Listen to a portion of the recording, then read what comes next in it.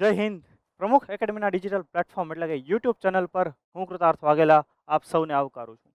દોસ્તો, ઘણી બધી પરીક્ષાઓ રસ્તામાં છે, ખાસ કરીને સીસી એક નહીં પણ બે પરીક્ષા રસ્તામાં છે અને અન્ય પણ કેટલીક પરીક્ષાઓ રસ્તામાં છે. તો જે લોકો આ બધી પરીક્ષાઓ પાછળ લાગેલા છે તો એમના માટે ખાસ મહત્વની સિરીઝ જે આપણે શરૂ કરેલી છે, બે સિરીઝ છે આપણી.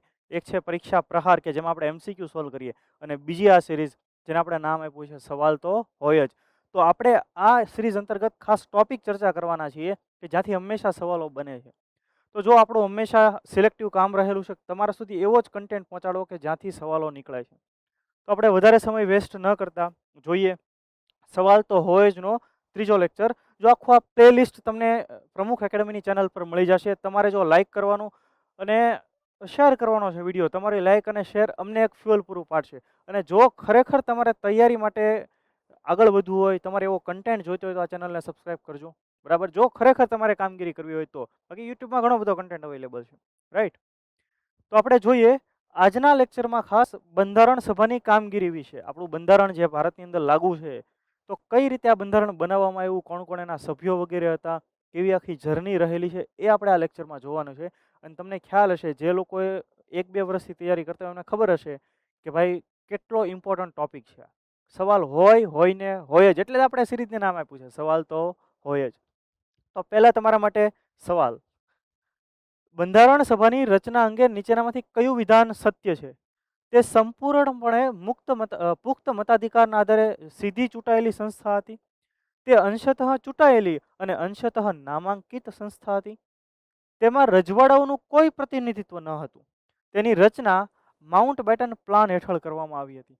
તમે થોડોક સવાલ એનાલિસિસ કરશો ને, ખાલી દરેક એના ઓપ્શનને, તોય ખબર પડી જશે કે બહુ એક્સ્ટ્રીમ વિધાન હોય ને એ ન હોય જવાબ એમ. બરાબર, છતાંય ટ્રાય કરો તમે કમેન્ટ બોક્સમાં કમેન્ટ કરવાનું. ત્યારબાદ 13 ડિસેમ્બર 1946ના રોજ ધ્યેય પ્રસ્તાવ, જેને આપણે ઓબ્જેક્ટિવ રિઝોલ્યુશન અથવા તો ઉદ્દેશ્ય પ્રસ્તાવ કહીએ છીએ, આ પ્રસ્તાવ કોણે રજૂ કર્યો હતો? ડૉક્ટર બાબા સાહેબ ભીમરાવ આંબેડકર, ડૉક્ટર રાજેન્દ્ર પ્રસાદ, જવાહરલાલ નહેરુ કે સરદાર વલ્લભભાઈ પટેલ? તો આ બે પ્રશ્નો ખૂબ મહત્વના પ્રશ્નો, તમે કોમેન્ટ બોક્સમાં કમેન્ટ કરો. તો હવે આપણે જોઈએ બંધારણ સભાની કામગીરી. છે ને ભાઈ ઇમ્પોર્ટન્ટ ટોપિક. આખું બંધારણ સભા આપણે એક હમણાં કહાની સાંભળશું અને તમે શાંતિથી સાંભળજો, તમને મોજ પડી જશે. બરાબર. અને તમારે આવા રોજ કંઈક સવાલો જોઈતા હોય તો આપણે ટેલિગ્રામ ચેનલ પણ છે અને ગુજરાતી ઇન્સ્ટાગ્રામ ચેનલ પણ છે, પ્રમુખ એકેડમી ગુજરાતી. અને પ્રમુખ એકેડમી ગુજરાતી એવી ટેલિગ્રામ ચેનલ પણ છે, એ પણ જોઈન કરી લેજો કે જેમાં તમને ઘણી બધી આવી ડિટેલ જોવા મળશે. તો જોઈએ આપણે બંધારણ સભાની રચના. તો પહેલા તો આપણને એ ખબર હોવી જોઈએ કે બંધારણ શું કહેવાય. જે લોકો હાવ નવા છે ને કદાચ ન ખબર હોય તો કે ભાઈ આપણા દેશની શાસન વ્યવસ્થા જે ચાલે છે એના માટેનો કોઈ એક ગ્રંથ હોય, એના માટેનું કોઈ એક પુસ્તક હોય, એ બંધારણ. કે એ બંધારણ છે જેને આપણે કોન્સ્ટિટ્યુશન કહેતા હોઈએ, એના જ આધારે કાયદાઓ બનશે, કાનૂનો બનશે, નિયમો બનશે અને આખા દેશનું શાસન તંત્ર ચાલશે. એનો એક સુપ્રીમ સોર્સ એટલે બંધારણ. બરાબર, જેને આપણે કોન્સ્ટિટ્યુશન કહેતા હોઈએ. તો આ બંધારણ ક્યારે બન્યું, ક્યારે એની માંગણી કરવામાં આવી, હા અમારું પોતાનું બંધારણ હોવું જોઈએ, તો આપણે થોડુંક એનું બેકગ્રાઉન્ડ જોઈએ, આપણે ઇતિહાસમાં જઈએ તો તમને ખ્યાલ આવશે કે ભારતની અંદર 1947 15મી ઓગસ્ટ 1947 પહેલા કોનું શાસન હતું? અંગ્રેજો, બ્રિટિશરોનું શાસન. હવે એ દરમિયાન આપણે આઝાદી માટે બહુ પ્રયત્ન કરતા, અલગ અલગ આંદોલનો કરતા.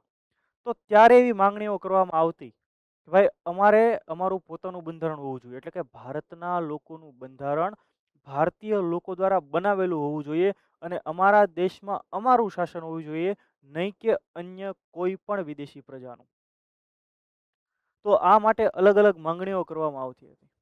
તો સમયગાળો છે ઈસવીસન 1928 નો. જો શાંતિથી તમે સાંભળજો, ઈસવીસન 1928.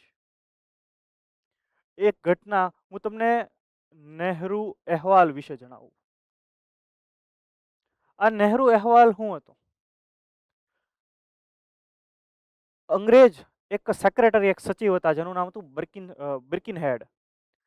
બિર્કિનહેડે ભારતીય લોકોને મેણું માર્યું કે ભાઈ તમારામાં તમારું પોતાનું બંધારણ હોય એવી કોઈ ક્ષમતા નથી. તમે પોતે એવું બંધારણ જ નહીં બનાવી શકો કે ભારતના બધા લોકો એનો સ્વીકાર કરે, એવી તમારામાં ક્ષમતા જ નથી. આવું મેણું માર્યું.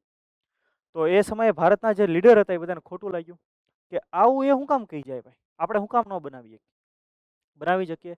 એટલે મોતીલાલ નહેરુ, આ નહેરુ અહેવાલ છે, એ નહેરુ અહેવાલનું નામ ક્યાંથી આવ્યું, એની અધ્યક્ષતા કોણે કરી હતી? મોતીલાલ નહેરુએ, કે જે જવાહરલાલ નહેરુના પિતા હતા. તો મોતીલાલ નહેરુએ કીધું કે કંઈ વાંધો નહીં, એમની અધ્યક્ષતામાં એક કમિટી બનાવવામાં આવીને એમણે બનાવ્યો એક પોતાનો આખો અહેવાલ, અને એમાં આપણા અધિકારો કયા હોવા જોઈએ, ભારતના લોકોને કેવા રાઇટ્સ હોવા જોઈએ, બધી જ બાબતોનો ઉલ્લેખ હતો. અને આ નહેરુ દ્વારા બનાવવામાં, મોતીલાલ નહેરુની અધ્યક્ષતાની કમિટી દ્વારા બનાવવામાં આવેલો અહેવાલ 1928માં કલકત્તા અધિવેશનમાં રજૂ કરવામાં આવ્યો. તો એમાં ઘણા બધાએ અત્યારે આપણા બંધારણમાં કેટલીક જોગવાઈઓ છે, એમાંની કેટલીક જોગવાઈઓ એમાં પણ હતી. અને એટલા માટે આ નહેરુ અહેવાલને ભારતીય બંધારણની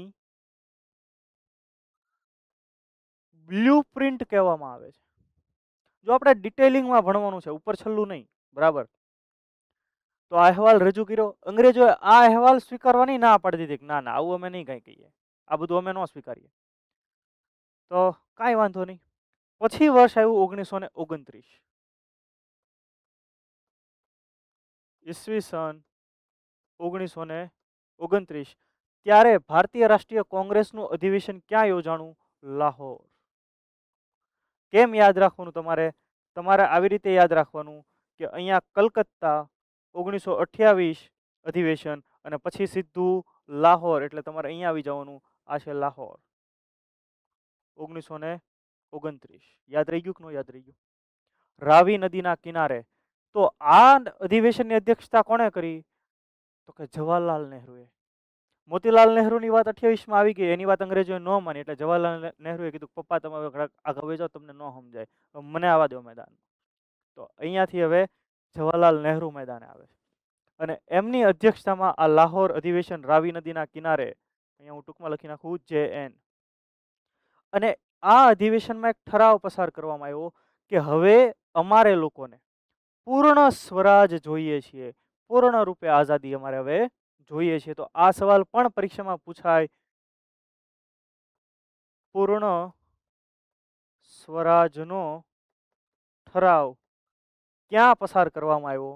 તો કે 1929ના લાહોર અધિવેશનમાં, રાવી નદીના કિનારે યોજાયેલા અધિવેશનમાં, જેની અધ્યક્ષતા કરી હતી જવાહરલાલ નહેરુએ, પંડિત જવાહરલાલ નહેરુએ. અને આ અધિવેશનનો સમયગાળો છે ડિસેમ્બર 1929. એનો મતલબ કે 1929નું વર્ષ હવે પૂરું થશે. તો ડિસેમ્બર પછી કયો માસ આવે? જાન્યુઆરી માસ આવે. અને એમણે આ અહેવાલમાં નક્કી કર્યું, આ અધિવેશનમાં નક્કી કર્યું કે હવે, આ તો ડિસેમ્બરની વાત છે, ડિસેમ્બર 1929, હવે જાન્યુઆરી શરૂ થશે. અને જાન્યુઆરી એટલે સાલ કઈ? 1930. તો નક્કી એવું કર્યું કે 26 જાન્યુઆરી 1930ના રોજ આપણે આપણો પહેલો આઝાદી દિવસ પણ મનાવશું, ઇન્ડિપેન્ડન્સ ડે પણ આપણે સેલિબ્રેટ કરશું. 26મી જાન્યુઆરીની તારીખ નક્કી કરવામાં આવી 1930માં. યાદ આવે છે? ખ્યાલ આવે છે તમને આ બધી બાબતો? તો આવી રીતે બંધારણ સભાની માંગણી, મતલબ પૂર્ણ સ્વરાજની માંગણી થઈ કે હા અમારું પોતાનું શાસન હોવું જોઈએ. પછી આવ્યું વર્ષ 1934, બરાબર. આપણે ક્યાં પહોંચ્યા? 1929. પછી આવે વર્ષ 1934. ત્યારે એક વ્યક્તિ MN રોય, માનવેન્દ્રનાથ રોય, એમણે પહેલી વાર પછી માગણી કરી કે ભાઈ અમારું પોતાનું બંધારણ હોવું જોઈએ, એના વગર હાલશે નહીં. પછી આવે વર્ષ 1935. ત્યારે ભારતીય રાષ્ટ્રીય કોંગ્રેસે સંપૂર્ણ રીતે કીધું કે હા અમારું પોતાનું, ભારત દેશના લોકોનું પોતાનું બંધારણ હોવું જોઈએ. તો આ રીતે બંધારણની માંગણી ધીરે ધીરે પ્રબળ બને છે. તો ખરેખર પહેલી વખત માંગણી કરનાર કોઈ વ્યક્તિ હોય તો આપણે MN રોયને ગણીએ. અહીંયા પૂર્ણ સ્વરાજની વાત છે, ભાઈ અમારું શાસન હોવું જોઈએ. પણ બંધારણની વાત ક્યાંથી શરૂ થઈ? 1934 MN રોયથી શરૂ થઈ. આ સવાલ પણ પરીક્ષામાં પૂછાયેલો. ત્યાર પછી 1935 કોંગ્રેસે પણ કીધું હા અમારા લોકોનું બનાવેલું પોતાનું ખાસ બંધારણ હશે. પણ આ અંગ્રેજ એમ કાંઈ માને એમ હતા નહીં. ધીરે ધીરે એની પ્રોસેસ થોડીક ધીરી હતી. વર્ષ આવ્યું 1946. હવે ખબર હતી કે ભારતને આઝાદી મળવાની છે. તો 1946માં એક મિશન ભારત આવે છે, જેને આપણે કહીએ છીએ કેબિનેટ મિશન. બરાબર. સર સ્ટેફર્ડ ક્રિપ્સ, પછી એવી એલેક્ઝાન્ડર એટલે કે આલ્બર્ટ વિક્ટર એલેક્ઝાન્ડર, અને બીજા ત્રીજા એક સભ્ય પણ હતા. 3 સભ્યોનું એક મિશન ભારત આવ્યું, જેને આપણે કેબિનેટ મિશન તરીકે ઓળખીએ છીએ. અને આ કેબિનેટ મિશનના આધારે ભારતની અંદર ભારતીય લોકોનું બંધારણ બનાવવા માટેનું આયોજન હાથ ધરવામાં આવે છે, અને એના આધારે આપણી કોન્સ્ટિટ્યુઅન્ટ એસેમ્બલી બંધારણ સભાની રચના થાય છે વર્ષ 1946માં. તો આખી કહાની મજા આવી કે ન મજા આવી? તો હવે આપણે જોઈએ પછી કઈ કઈ ઘટના ઘટી. તો આ જે કોન્સ્ટિટ્યુન્ટ એસેમ્બલી હતી એમાં કેટલા સભ્યો હતા? 389 સભ્યો હતા. હવે તમે વિચારો, એ સમયે અંગ્રેજોનું શાસન હતું? તો કે હા. પછી બીજા કેટલાક રજવાડાઓ પણ હતા. તો એ રજવાડાઓમાં રાજા હતા, એ રાજા શાસન ચલાવતા, પણ એ રાજાની ઉપર કોણ હોય? તો કે બ્રિટિશરો હોય. એટલે ખરેખર જે શાસન ચાલતું એ કઈ રીતે ચાલતું? તો કે બે રીતે, એક રજવાડા અને એક બ્રિટિશ પ્રાંતો. બ્રિટિશ પ્રાંત, બરાબર. આ બે રીતે શાસન ચાલતું, અને બ્રિટિશ પ્રાંતોનો વહીવટ અંગ્રેજો કરતા, પણ આ રજવાડાઓની ઉપર પણ કોણ હોય? બ્રિટિશ તાજ. અને એટલા માટે આ રજવાડાઓની ઉપર અંગ્રેજો, જે બ્રિટિશ તાજ હતો, એને આપણે બ્રિટિશ પેરામાઉન્સી કહીએ. રજવાડાઓ ખરા, ત્યાં રાજાઓ પણ ખરા, પણ એની ઉપર કોણ? બ્રિટિશ તાજ. અને અહીંયા એ બ્રિટિશ પ્રાંતો એ અંગ્રેજો દ્વારા ચલાવવામાં આવતા હતા. ખ્યાલ આવે? તો બંધારણ જ્યારે ભારતનું બંધારણ બને છે, આ બંને લોકો ભારતમાં છે, તો બંનેના સભ્યો હોવા જોઈએ? તો કે યસ, હોવા જ જોઈએ. તો એટલા માટે નક્કી એવું કરવામાં આવ્યું કે રજવાડાઓ જે છે ત્યાં તો રાજાનું શાસન, તો એક કામ કરો, એમાંથી પ્રતિનિધિઓ લઈ આવો.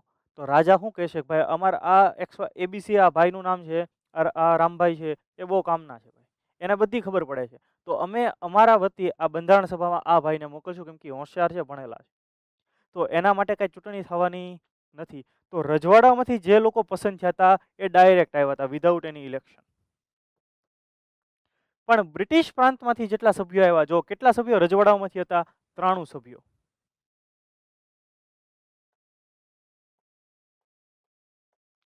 પણ જે બ્રિટિશ પ્રાંતો હતા એમાં તો ધારાસભ્યો હોય બધાય, બરાબર, લેજિસ્લેટિવ એસેમ્બલી હોય, તો ત્યાંથી લોકોની ચૂંટાઈને મોકલ્યા હતા.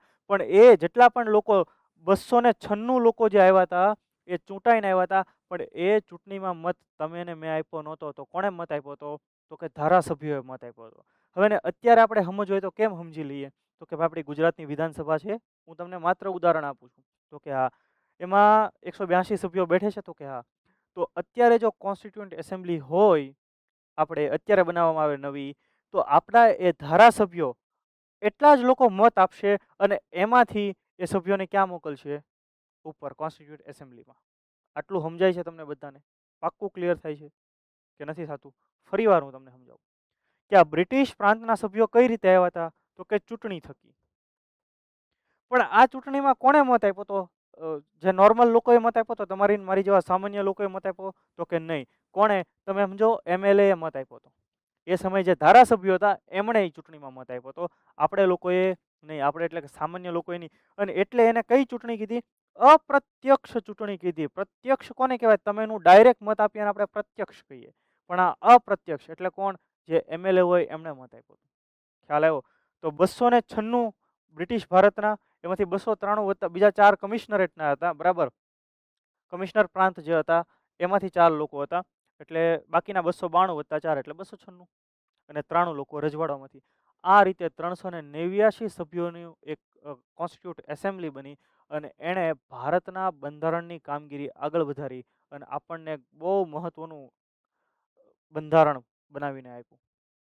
ખ્યાલ આવે છે તમને દરેકને? ઓકે, આખી ડિટેલ સમજાઈ ગઈ. બેઠકોની ફાળવણી, આ પણ સવાલ પૂછાય કે 10 લાખની વસ્તીએ એક બેઠક બંધારણ સભામાં આપવામાં આવી હતી. 10 લાખની જે વસ્તી હોય તો એમનો એક પ્રતિનિધિ બંધારણ સભામાં બેઠશે. પછી જોઈએ આપણે બંધારણ સભામાં મહિલાઓ, 15 મહિલાઓ હતી. આ પણ સવાલ પરીક્ષામાં પૂછાય એવો છે. ક્યારેક એના નામ પણ પૂછાય. કઈ કઈ મહિલાઓના અલગ અલગ નામ આપી દે, 4 નામ કે 3 નામ, અને પછી કે આમાંથી કોણ કોણ હતું, 1 2 1 2 3 2 3 1 3 1 પણ નહીં, વગેરે ઓપ્શન બને. તો કયા કયા મહિલાઓ મુખ્ય સભ્યોના આપણે નામ અહીંયા લખ્યા છે?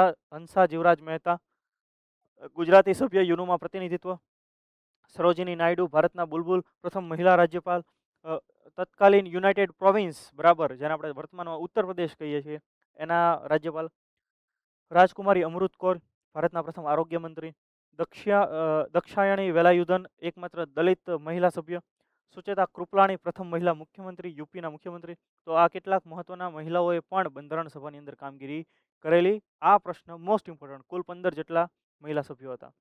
હવે બંધારણ નિર્માણની કામગીરી આપણે જોઈએ. બહુ ઇમ્પોર્ટન્ટ વસ્તુ છે આ રીતે. બંધારણ ક્યારે એની પહેલી બેઠક મળી, ક્યારે છેલ્લી બેઠક મળી, કઈ કઈ કામગીરીઓ થઈ, બધું આપણને પૂછાય પરીક્ષામાં, અને પૂછાયેલું છે અનેક વખત. તો તમે જુઓ કે 9 ડિસેમ્બર 1946,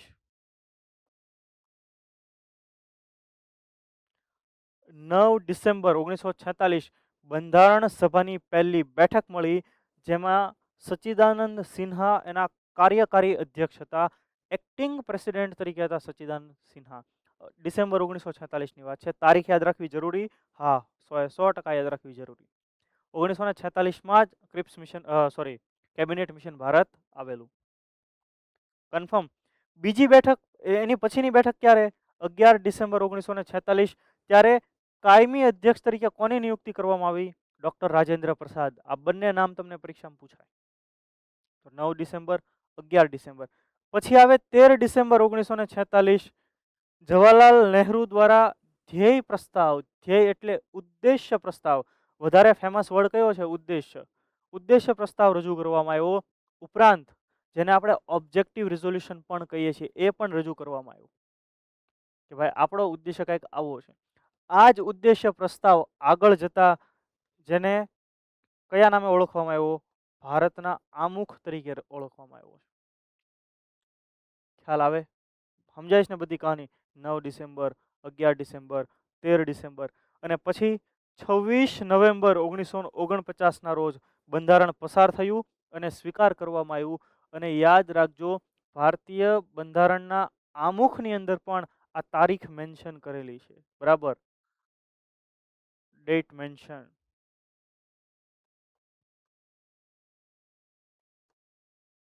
ખ્યાલ આવે છે તમને દરેક લોકોને કે નથી આવતો?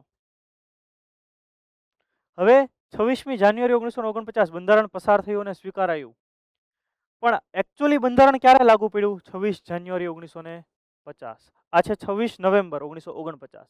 નવેમ્બર પછી ડિસેમ્બર 1949, ડિસેમ્બર પછી જાન્યુઆરી 1950. તો 26મી જાન્યુઆરીના 2 દિવસ પહેલા, તો અહીંયા આપણે એક બીજી તારીખ પણ યાદ રાખવી જોઈએ. એ છે 24 જાન્યુઆરી 1950. ત્યારે તો કે બંધારણ સભાની છેલ્લી બેઠક થઈ હતી.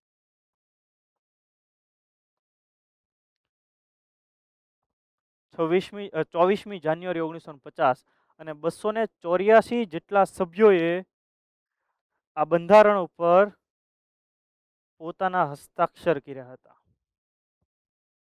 કેવી બધી મસ્ત કહાનીઓ છે, આપણે સાંભળીએ ને ત્યાં જ મજા આવી જાય. જો, બરાબર. અને પછી 26મી જાન્યુઆરી 1950 ના રોજ આ બંધારણ અમલમાં આવ્યું. અને એટલા માટે આ દિવસને આપણે કયા દિવસ તરીકે ઉજવીએ છીએ? પ્રજાસત્તાક દિવસ, જેને ઇંગ્લિશમાં કહેવાય રિપબ્લિક ડે. કે ભાઈ હા, બંધારણ લાગુ પડ્યું અને એટલે ત્યારથી ભારતીય પ્રજાના હાથમાં સત્તા આવી, એટલે પ્રજાસત્તાક દિવસ. તો એવું કેમ ભારતીય પ્રજાના હાથમાં સત્તા આવી એવું કેમ કહેવાય? તો કે આપણું જે બંધારણ બન્યું છે, આ સવાલ પણ પરીક્ષામાં પૂછાય. આપણા દેશમાં કાયદાઓ બને, કાનૂન બને, સંસદ કોઈ કાયદા બનાવે, કે આપણી ધારાસભા જે કાયદા બનાવે, એ બધાનો સોર્સ કયો? એ શેના આધારે બનાવશે? તો કે બંધારણના આધારે બનાવશે. પણ આ બંધારણ શેના આધારે બન્યું? તો કે ભારતીય લોકોની ઈચ્છા મુજબ બન્યું, ભારતીય પ્રજાની ઈચ્છા મુજબ બન્યું. એટલે બંધારણ પાસે એટલી તાકાત છે ક્યાંથી આવી? તો કે તમારી મારા જેવા સામાન્ય લોકોમાંથી આવી, તો પ્રજામાંથી આવી. એટલે આપણે એને પ્રજાસત્તાક દિવસ કહીએ છીએ. અને ત્યારે આપણો જે કર્તવ્ય પથ નવી દિલ્હી ખાતે આવેલો છે, જેનું જૂનું નામ હતું રાજપથ, એના ઉપર આપણે પરેડ જોતા હોઈએ છીએ. ખ્યાલ આવ્યો તમને? તો આ 26મી જાન્યુઆરી કેમ પસંદ કરી? તો હમણાં જ મેં તમને ભણાવ્યું કે 26મી જાન્યુઆરી 1930 પહેલી વખત આઝાદી દિવસ મનાવ્યો હતો કોંગ્રેસે. ખ્યાલ આવે છે તમને? પ્રોપર સમજાઈ રહ્યું છે? ઓકે. તો પ્રજાસત્તાક દિવસ 15મી ઓગસ્ટે આપણે આઝાદી મળી છે અને આપણે ઇન્ડિપેન્ડન્ટ ડે કહીએ છીએ. આ ઘણાને આ બે વચ્ચે ભેદ જ નથી ખબર હોતા, એ ગમે ત્યારે ભાંગરો વાટે. 15મી ઓગસ્ટે હેપી રિપબ્લિક ડે લખે અને 26મી જાન્યુઆરી હેપી ઇન્ડિપેન્ડન્સ ડે લખે. એવું ન હોય. પ્રજાના હાથમાં સત્તા આવી એટલે એને પ્રજાસત્તાક અને રિપબ્લિક કહેવાશે. તો આ બધી બાબતો હતી. એટલું બધાને યાદ રહી ગયું ને ભાઈ. જો આવો પરીક્ષાલક્ષી કન્ટેન્ટ તમને આપવામાં આવે છે તો એક લાઇક તો બનતી છે અને એક શેર પણ બનતા અને સબસ્ક્રાઇબ પણ બનતા. તો આ કામ પ્રમુખ એકેડમી કરે છે. આપણે સીસી માટેની જે બેચ લોન્ચ કરી, લાઈવ પ્લસ રેકોર્ડેડ બેચ, માત્ર 4700 રૂપિયાની અંદર બેચ છે અને વિથ મટીરિયલ 6900. એમાં અમે તમને મેન્ટરશિપ પણ આપશું, 1-to-1 મેન્ટરશિપ મળશે. ઓનલાઈન વિદ્યાર્થીઓ માટે ઓનલાઈન મેન્ટરશિપ મળશે. તો જો તમારે ખરેખર કન્ટેન્ટ જોઈતો હોય તો તમારે પ્રમુખ એકેડમીનો સંપર્ક કરવો પડે. બરાબર. ચાલો, ત્યાર પછી આપણે જોઈએ ખરડા સમિતિ એટલે કે ડ્રાફ્ટિંગ કમિટી. તો બંધારણ ઘડવા માટેની જે કમિટી, તમે કોઈ પણ જો તમારા ઘરે લગ્ન કોઈના હોય તો લગ્નની કંકોત્રી જ્યારે છપાવવા જાય ને ત્યારે એનો ડ્રાફ્ટ બનાવવામાં આવે અને બધા લોકોને હાજર કરવામાં આવે, જે અગ્રણી હોય આપણા કુટુંબના, એ બધાને ભાઈ આવો આપણે કંકોત્રીનો ડ્રાફ્ટ તૈયાર કરવાનો છે.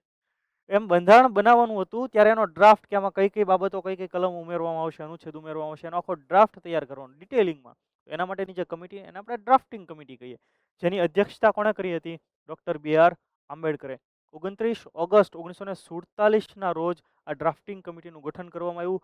7 જેટલા સભ્યો હતા અને આ લોકોએ, આ 7 સભ્યોએ ખૂબ સરસ કામ કર્યું. માત્ર 6 મહિનાના સમયગાળાની અંદર આખો ડ્રાફ્ટ તૈયાર કરીને આપ્યો કે હા, ભારતનું બંધારણ કંઈક આવું હશે. ખ્યાલ આવે છે? ડ્રાફ્ટ એટલે એક પ્રકારે મુસદ્દો. અને એમાં કયા કયા સભ્યો હતા, અહીંથી પણ સવાલો પરીક્ષામાં નીકળતા હોય છે.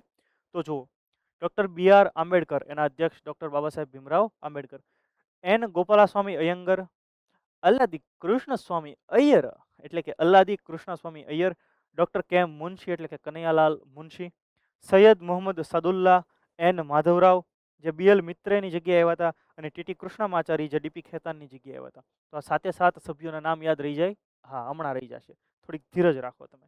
તમે જુઓ, BR આંબેડકર એના અધ્યક્ષ હતા, એક યાદ રહી જાય. બીજું સૈયદ મોહમ્મદ સાદુલ્લા, આ સહેજ યાદ રાખવાનો પ્રયત્ન કરો.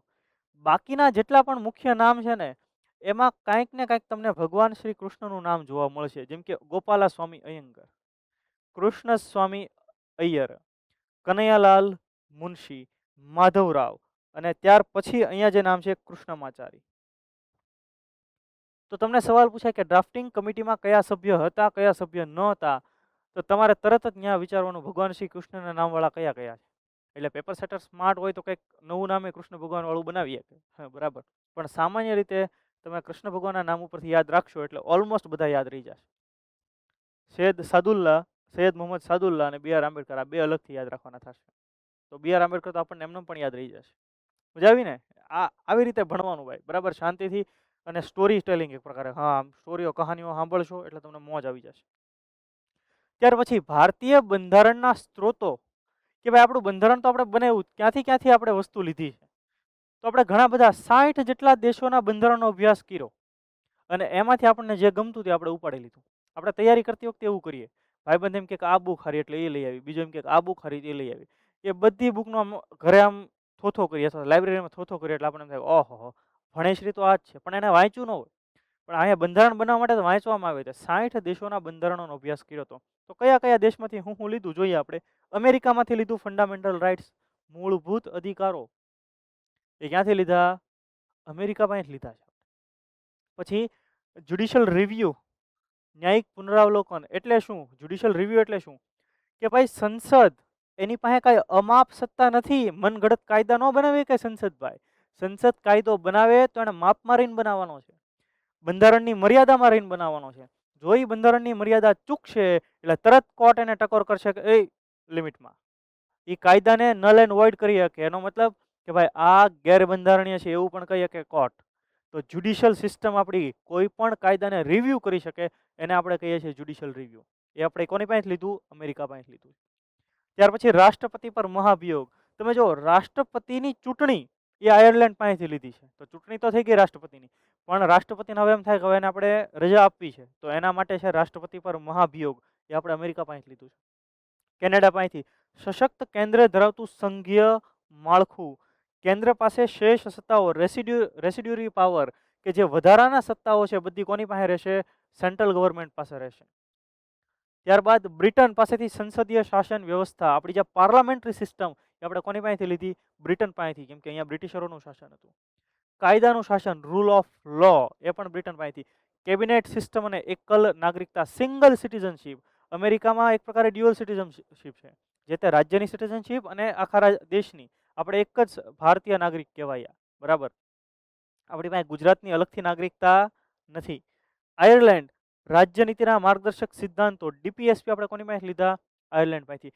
આ રાજ્ય નીતિના માર્ગદર્શક સિદ્ધાંતો એટલે આપણને ખબર હોવી જોઈએ એ શું કામ કરે કે જ્યારે પણ સંસદ, ભારતની ધારાસભા, મતલબ અહીંયા રાજ્યની ધારાસભા કે પાર્લામેન્ટ કોઈ પણ કાયદો જ્યારે પણ બનાવે છે ત્યારે એના ડીપીએસપી ધ્યાનમાં રાખવાના છે કે ભાઈ આપણે આવી આવી સુવિધાઓ એને આપવાની છે.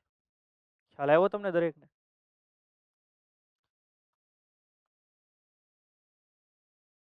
ત્યારબાદ તમે જુઓ, અહીંયા મેં તમને મેપમાં બધું બતાવી દીધું છે. ઓસ્ટ્રેલિયા પાસેથી સંયુક્ત યાદી, સંયુક્ત બેઠક, બરાબર. દક્ષિણ આફ્રિકા પાસેથી બંધારણીય સુધારા, ટકોટકીની જોગવાઈ એટલે કે કટોકટીની જોગવાઈ જર્મની પાસેથી. રશિયા, મૂળભૂત ફરજો યુએસએસઆર એટલે રશિયા પાસેથી. બ્રિટન, સંસદીય પ્રણાલી, આ બધી જ. ફ્રાન્સ પાસેથી સ્વતંત્રતા સમાનતા, આપણે ફ્રાન્સ પાસેથી લીધું. તો બધા દેશોમાંથી જે સારું હતું ને આપણને લાગુ પડે એવું તો આપણે ઉપાડ્યું છે, બરાબર. પણ એમાં આપણે આપણી અનુકૂળતા મુજબ ફેરફારો કર્યા છે, બેઠું પડ્યું એવું નથી. પછી બંધારણ તૈયાર થતા લાગેલો સમય 2 વર્ષ 11 મહિના અને 18 દિવસનો સમય. કુલ ખર્ચ 64 લાખ રૂપિયાનો ખર્ચ. અને આપણું બંધારણ જે આખું બન્યું એનું જે સીલ હોય, એનું જે પ્રતીક હોય એ શું હતું? હાથી. તમે ગૂગલ કરજો, તમને ફોટો પણ જોવા મળશે. કેટલા દેશોના બંધારણનો અભ્યાસ? મેં કીધું હમણાં 60 દેશોનો અભ્યાસ. બંધારણ સભાના કાયદાકીય સલાહકાર કોણ હતા? BN રાવ, બરાબર. એના કાયદાકીય સલાહકાર, એમને પણ ખૂબ મહત્વનો ફાળો ભજવેલો છે. અને બાબા સાહેબ આંબેડકરે પણ BN રાવના ખૂબ વખાણ કરેલા છે. ખ્યાલ આવ્યો તમને? બધાને સમજાય છે ને ભાઈ? તો આ અને આપણું બંધારણ લખનાર, મૂળ બંધારણના લખાણકાર, બરાબર, એ હતા પ્રેમ બિહારી નારાયણ રાયજાદા, કે એમણે પોતાની હસ્તપ્રતથી આ બધી વસ્તુઓ લખેલી હતી. તો આ બંધારણ સભાની કામગીરી વિશેનો લેક્ચર તમને ખૂબ મજા પડશે.